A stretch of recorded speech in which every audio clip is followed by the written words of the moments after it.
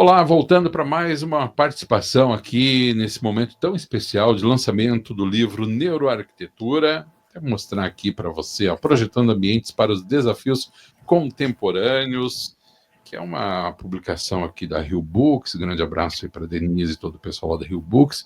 E é um projeto desenvolvido e executado pelo GAP, Grupo de Estudos e Pesquisas em Neurociências e Arquitetura. E eu estou aqui com a light designer Adriana Tedesco para a gente dar continuidade. Adriana Loureiro Tedesco falando sobre iluminação e seus impactos nos ambientes construídos. Adriana, bem-vinda, Adriana.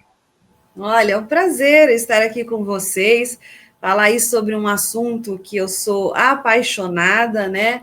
E que é o que eu conto aí um pouquinho no capítulo desse livro. E eu estou muito feliz aqui de estar com vocês e com esses grandes autores.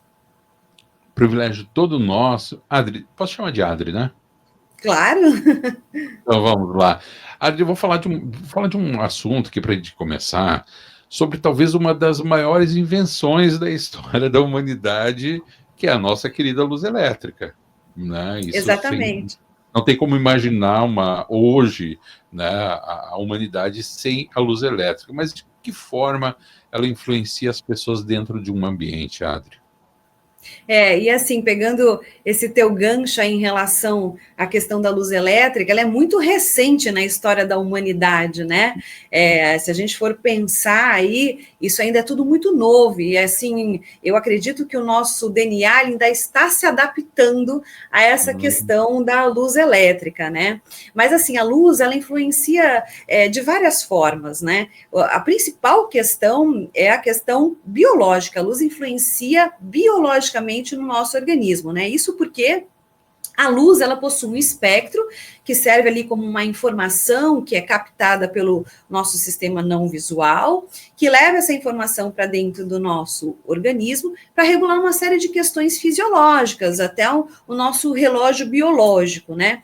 Mas, na verdade, essas questões deveriam estar sendo comandadas pela luz natural, que é a rota que o Sol faz ao longo do dia, que é o ciclo circadiano, para regular o nosso ritmo circadiano, né? Que a cada momento traz um espectro diferente. Mas como todos os autores aí já relataram, né? Hoje, por conta do modo de vida da sociedade moderna, nós vivemos a maior parte do nosso tempo dentro de ambientes construídos. Então, quem está assumindo esse papel é a luz elétrica, que muitas vezes é inadequada, a gente acaba invertendo ciclos naturais, né? Isso é muito fácil da gente perceber. A gente vai para os nossos ambientes de trabalho, onde tem baixa intensidade luminosa, né? Ambientes que às vezes não têm acesso à luz natural, mal tem janelas, grandes empresas são baias, né? E aí a gente volta para as nossas casas à noite e acende todas as luzes. Isso é o oposto da natureza, né? Então, dependendo da forma como nós ficamos expostos a essa questão da luz, né, por quanto tempo, inclusive, em que condições, às vezes eu sou uma pessoa, às vezes, que dentro de um ambiente de trabalho, nem saio na hora do almoço para almoçar fora, né, para ter um acesso à luz natural, acabo almoçando dentro da própria copa da empresa. Então, isso vai agravando, isso pode até chegar a uma cronorruptura, que é esse total distanciamento dos ciclos naturais. E isso, sim, acaba abrindo porta para uma série de doenças, e que a gente nunca vai imaginar que, de repente, aquela enxaqueca, aquela mudança de humor, aquela depressão, aquela ansiedade, pode estar sendo desencadeada pelo mau uso da luz elétrica, né? Sim. Que difere, Adri, a iluminação integrativa da iluminação tradicional? Esse é o grande ponto, é o momento que nós estamos aí, que essa quebra de paradigma de como projetar a luz hoje, né? Que, na verdade, a iluminação integrativa, ela leva em consideração as questões biológicas. É isso que a gente estava comentando agora, essa interferência do espectro da luz no nosso organismo, né? E então, para que a gente projete de forma integrativa, a gente precisa levar não só a questão da luminotécnica tradicional, são os cálculos, que são as normativas, né, que é a questão visual, o quanto cada função precisa ali ter de quantidade de luz, as questões psicológicas e emocionais, que são aquelas que a gente já está acostumado de uma certa forma, que é a percepção visual do ambiente. Então, se o ambiente me traz uma percepção legal, bacana, ou se me irrita por conta de ser uma luz mais branca e mais intensa, ou mais amarela e cheia de contrastes, né? Então, a grande diferença entre a iluminação tradicional para a iluminação integrativa é colocar, que aí eu acho que é a quebra realmente de paradigma, colocar as pessoas no centro do projeto. Hoje eu falo que não tem como a gente fazer um projeto de iluminação assertivo se a gente não conhecer as pessoas que nós vamos iluminar, né? E é que entra a parte biológica mesmo, né? Sim. Deixa eu te fazer uma pergunta que meio, né? Vamos lá. A luz artificial, Adri, ela é mesmo uma vilã ou, de uma certa forma, a gente pode considerar ela como sendo uma aliada das pessoas? Olha, se ela for projetada de forma errada, né, aí entram vários conceitos, que é o que eu explico muito bem no capítulo do livro, ela sim se torna uma vilã. Na verdade, eu acredito que a luz mal projetada ou a nossa exposição à luz de forma errada em relação às temperaturas de cor, porque se a gente for reparar, né, essa rota que o Sol faz ao longo do dia, né, que esse ciclo de 24 horas, ela entrega para a gente várias temperaturas de cor. Então, o dia amanhece amarelinho, vai ficando um branco morno, chega ali ao pico do meio-dia no azulado branco intenso e vai fazendo o contrário até chegar aquele âmbar avermelhado de pôr do sol, né? Então, às vezes, não só a aplicação errada da iluminação, mas também a falta dessa simulação dessa rota que deveria também estar nos ambientes construídos. A gente já tem tecnologia para isso, mas que ainda é muito pouco utilizada, né? Então, aí ela pode até se tornar doses de veneno para os usuários, né? Só que eu prefiro usá-la como uma aliada.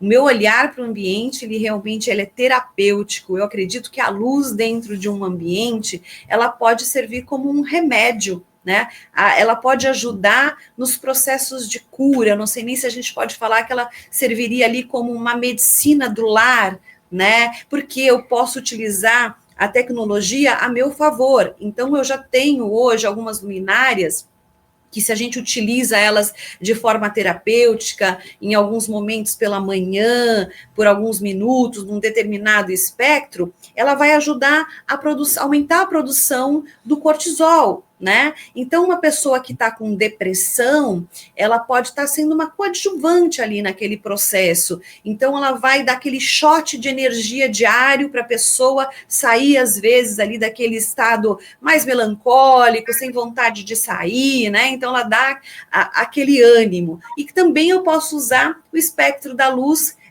calmante, que pode ter uma ação calmante. Eu posso utilizar isso no período noturno.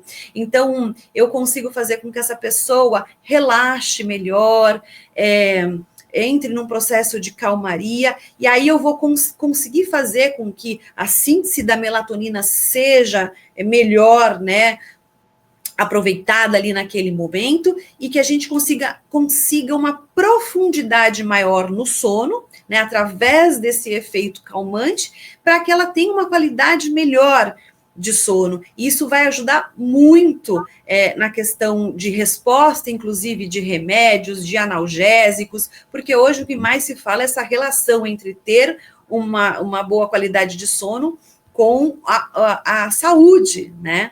Então, eu utilizo a luz não só para isso, como o nosso amigo Ciro estava falando anteriormente da questão dos idosos, né? Então, o idoso ele tem aquela síndrome do pôr do sol.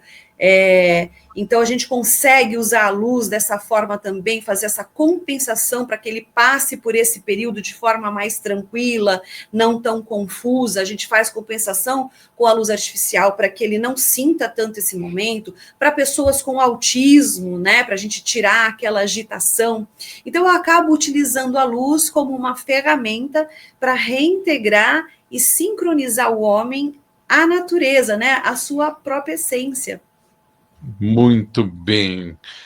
Adriana Loureiro Tedesco, Light Designer, falando sobre iluminação e seus impactos nos ambientes construídos. É o 4º capítulo deste livro maravilhoso, Neuroarquitetura, projetando ambientes para os desafios contemporâneos. Adri, muitíssimo obrigado, parabéns aí pela tua participação e, de uma maneira geral, parabéns aí por essa obra que, com certeza, vai auxiliar o estudo, o entendimento de tantas pessoas que hoje se interessam pela neuroarquitetura, em especial pela questão da iluminação. Eu que agradeço, para mim é um enorme prazer agradecer toda a comunidade GAP que trouxe esse desafio para a gente, mas foi muito prazeroso e, na verdade, eu encaro isso como uma missão de vida, a dissipação dessas informações para que as pessoas realmente tenham consciência desse assunto tão importante que pode melhorar consideravelmente o bem-estar e a qualidade de vida de todas elas. Muito bem, Adri, grande abraço, muito obrigado.